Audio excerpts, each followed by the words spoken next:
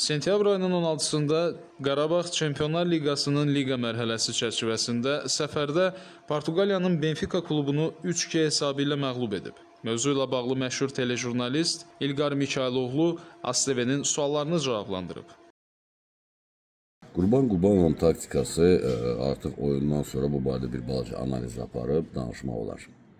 4-2-3-1. Eyni ilə də Benfica da 4-2-3-1-dən meydana çıxmışdı və hər halda mən belə düşünürəm ki, Qurban Qurbanov daha çox Benficanı elə Benficanın öz silahı ilə vurmağa çalışırdı.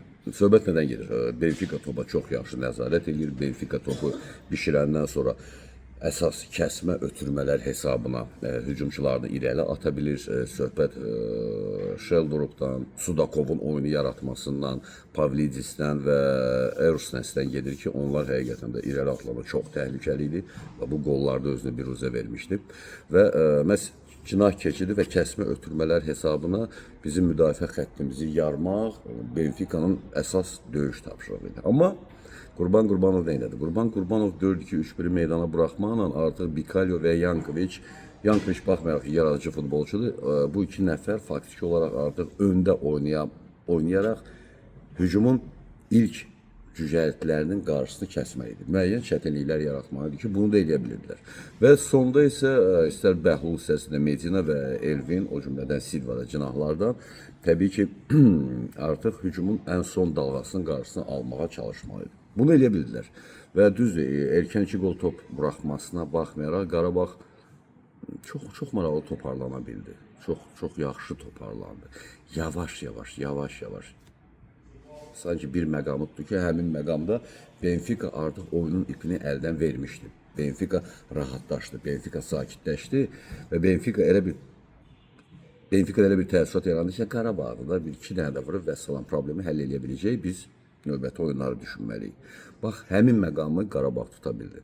Ona görə də 1 qol, 2 qol və artıq Qarabağdan 2 qolu buraxandan sonra Benfica özünə gəlməyə çalışdı, amma qatar artıq yetmişdi və ona görə 3-cü qolu vurmaq bu sadəcə olaraq prinsip məsələsi idi ki, onu da bacara bildik. Qurban Qurbanov Benfica'nın öz silahı ilə vura bildi. Bəhlul çox yaxşı oynadı. Mən etiraf edeyim ki, bəli, bizim müdafiə xəttimizdən belə etibarlı oyun gözləmirdim və müdafiə xəttinə baxanda Medina ilk bir 12-14 dəqiqədə onun sanki bir balaca səhvə meyilli olduğunu görmək mümkün idi. Amma sonradan tədricən sanki Bəhlulun inamlı oyunu Medina'ya təsir edir və Medina artıq meydanı görməyə başladı. Çox vacib məqam idi bu və Medina'nın meydanı görməsi sadəcə olaraq sağa sola baxmaqdan söhbət getmir. Kəsmə ötürmələr məqamında istər Bəhlul, istərsə də Medina'dan danışaq, kəsmə ötürmələr məqamında top hara gələcək? Sanki onu artıq bilirdilər, oxuyurlar və ona görə dərhal həmin zonanı bağlaya bilirdilər. Bunu eyni ilə də Yankoviç barədə demək olar, amma əks tərəfdən. Yankoviç, ikinci topu yadımıza salaq, Yankoviç elə həmin tip kəsmə ötürmə ilə Düranı qapıya doğru necə çıxartdı? Fantastik ötürmə idi. Və bu tip ötürmələrlə Benfica'nın özünü vurmaq mümkün idi ki, bunu da Qarabağ eləyə bildi. Üçüncü topa gələndə isə burada artıq üçüncü topda bilirsiniz nə baş verdi? Zubir sanki hamını öz ətrafına topladı, hamının diqqəti onda olduğu halda Kaşuka şərait yaratdı ki, Kaşuk özü üçün mövqe seçdi. Və Kaşuk kürəyi qapıya topu qəbul edir, öz oxu ətrafında fırlanır və qapıya zərbə endirə bilir. Bu artıq Benfica'nın müdafiəsinin ən kobud səhvlərindən biri idi. Heç vaxt müasir futbolda imkan vermək olmaz ki, müdafiəçi imkan verilməlidir ki, hücumçu topu qəbul eləsin, fırlansın və qapıya zərbə endirsin. Bu 100%lik qoldur ki, bunu da artıq Qarabağ eləyə bildi və bu nöqteyi nəzərdən artıq hər bir futbolçumuzun çox ağıllı, soyulqanlı, meydanı görərəkdən və oyunu başa düşərəkdən oynadıqlarının şahidi olmaq mümkün idi. Bu artıq həmin o Qarabağ idi, əsl Qarabağ idi. Bəli, Fenerbahçe Benfica'ya məğlub oldu. Amma bilirsiniz niyə? Mourinho deyirik də.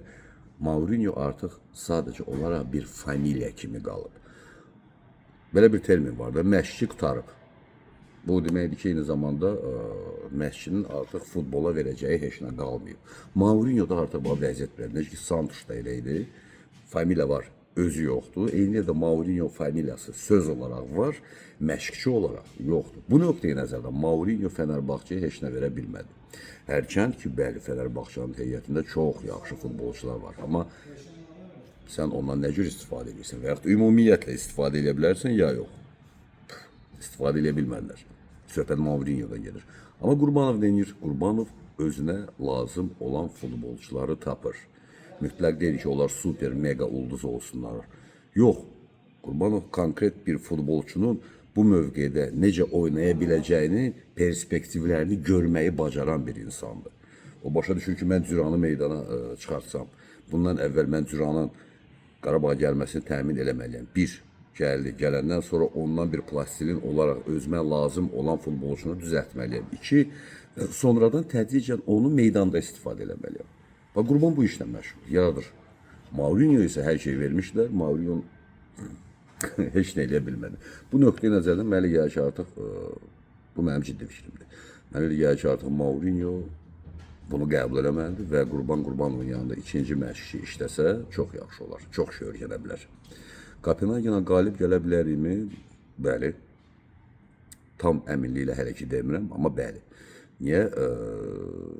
Çox ümid edirəm ki, və Qurbanovda bu var, o heç vaxt onun müvəffəqiyyətdən başı heç vaxt gicəllənməyib, bu çox gözəl göstəricidir və komandanı da o özünün istədiyi kimi məhz ona kökləyə bilir. Çünki müvəffəqiyyətdən baş gicəllənməməlidir, bunu edə bilir. Bunu edəcək və bunu edəndən sonra artıq Kopenhagen üzərindəki qələbədən danışa bilərik. Düzdür, Kopenhagen Benfica tipli futbol oynamır. Kopenhagenin futbolu Şimali Avropa futbol məktəbidir. Atletik futbol, fizikanın üstündə qurulmuş futbol, hərəkət və s. və ilə taktika, texnika onlarda sanki ikinci pillədədir. Amma onların da durub deyək ki, onlar da öz silahı ilə vuracaq. Yox, bu dəfə mənə elə gəlir ki, Qurbanov Kopenhagenə qarşı başqa bir silahdan istifadə edəcək. Nə silahdır, onu bir Qurbanov bilir, bir də özü. Başqa heç nə. Amma fakt, ümid var ki, qalib gələ bilərik.